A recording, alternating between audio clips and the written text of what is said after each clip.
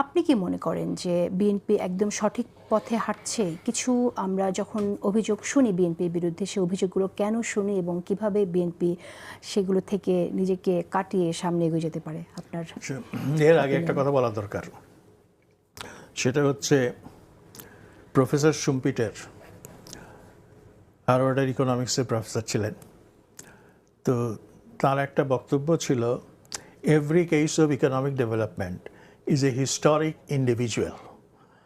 ঠিক তেমনি প্রত্যেকটা দেশ তার রাজনীতি, তার গণ অভ্যুত্থান, তার বিপ্লব, তার সমাজ, এই সব কিছু তার নিজস্ব চরিত্রে এগোয়।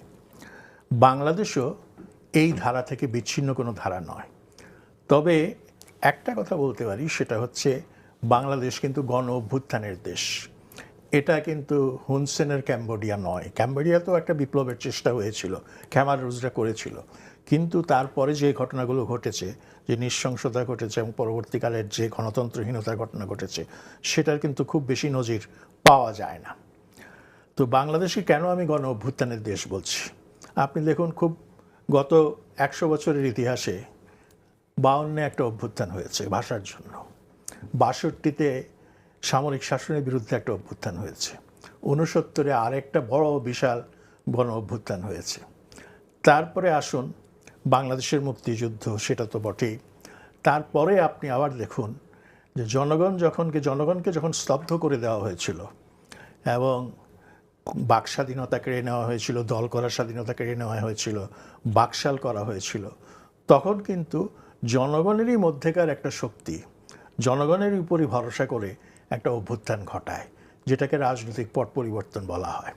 তা এখন আপনার যে তারপরে আমরা আসলাম, আরও পরে এসে 90-এর অভ্যুত্থান, তারপরে এসে 2024-এর গণ অভ্যুত্থান। কাজেই এরও আগে আমরা যদি যাই ইতিহাসে, সেটা হচ্ছে একসময় এই বাংলাদেশে মাছসন ন্যায় হয়েছিল, অর্থাৎ মানে মাছের নীতি, বড় মাছ ছোট মাছকে খেয়ে ফেলে, একটা অ্যানার্কি হয়েছিল। সেই অ্যানার্কির সময়ও কিন্তু বাংলাদেশের মানুষ একতাবদ্ধ হয়ে তাদের মধ্য থেকে একজনকে রাজা নির্বাচন করেছিল, তার নাম হচ্ছে গোপাল।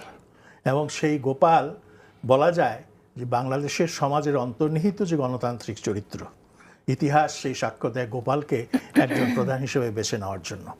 এখন প্রশ্ন এসছে, বিএনপি ভবিষ্যতে কি করবে বা কোন পথে হাঁটবে? আমি মনে করি বিএনপির কোন পথে হাঁটবে সেই পথটা কিন্তু প্রেসিডেন্ট জিয়া, শহীদ রাষ্ট্রপতি জিয়াউর রহমান দেখিয়ে গেছেন। এবং সেই পথটা হচ্ছে দেশের স্বাধীনতা সার্বভৌমত্ব রক্ষা করার পথ, সেই পথটা হচ্ছে গণতন্ত্রের পথ, সেই পথটা হচ্ছে উন্নয়ন এবং উৎপাদনের রাজনীতির পথ। সেই পথে যদি বিএনপি চলে এবং বিচ্যুত না হয় এবং জাতীয় স্বার্থে বড় ধরনের যদি কোনো আপোষ না করে, তাহলে বিএনপিকে পরাজিত করতে পারবে এমন কোনো শক্তি আমি দেখি না।